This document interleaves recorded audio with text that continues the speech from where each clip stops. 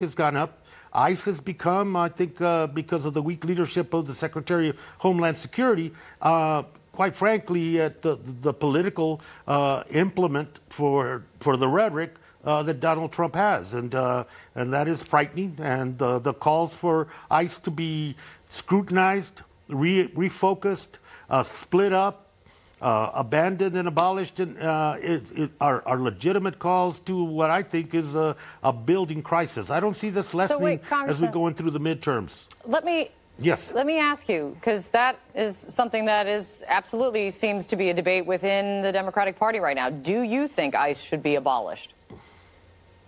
Yeah, I think we've reached the point. And abolish is, the nomenclature that we're dealing with right now.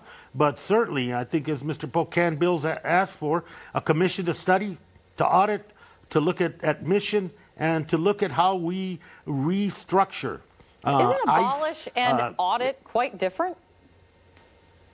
Yeah, they're quite different. But at the end of the day, the process is going to, I think, have to involve a restructuring of what ICE is. And ICE will not be what it is right now. This conglomerate that has everything from detention to the internal and border enforcement.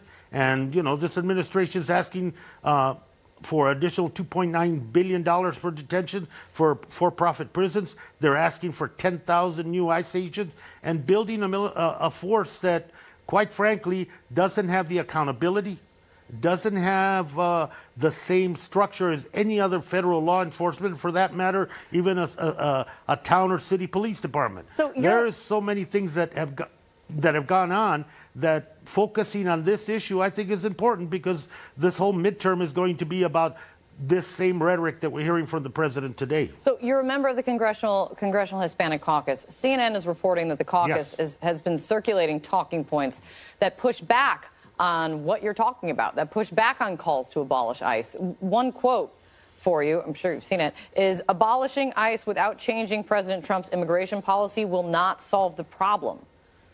Are they being too soft? No, I don't disagree with that. And I don't think that any of us, including members of the Hispanic Caucus, are saying that we are abandoning law enforcement at the same time. No, we're not abandoning law enforcement. But the fact of the matter is, and maybe I differ on that, that if we don't look at ICE as a principal instrument of the rhetoric of Donald Trump, if we don't look at it for what it has become and not what was intended to become when it was consolidated, then we're shirking our responsibility. I don't think there's a thing wrong with looking at ICE with the end result being a different configuration. If the word abolishment is appropriate, then it's appropriate.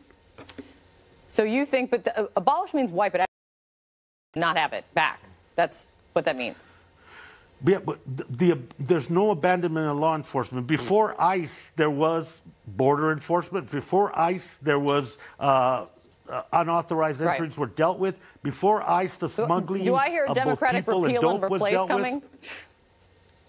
Well, I hope not. I think what we're talking about is maybe looking at an agency that in many respects has gone rogue and needs to have the constraints that other federal law enforcement agents like marshals, FBI, AFT, etc., have. Real quick, though, Congressman, what do you say to folks who, I mean, Trump looks like is talking like he's very happy to have this conversation going into the midterms. Are you playing into his hands? Yeah, I think that's a concern that I've talked to with my colleagues, that we're providing him with additional ammunition.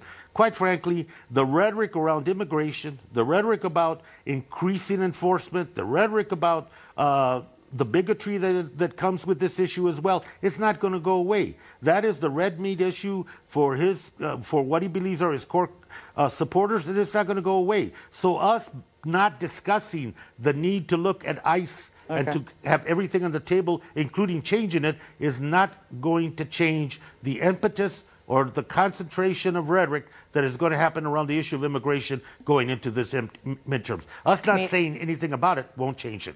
Meaning red meat with red meat. Congressman, thank you for coming in. I appreciate it.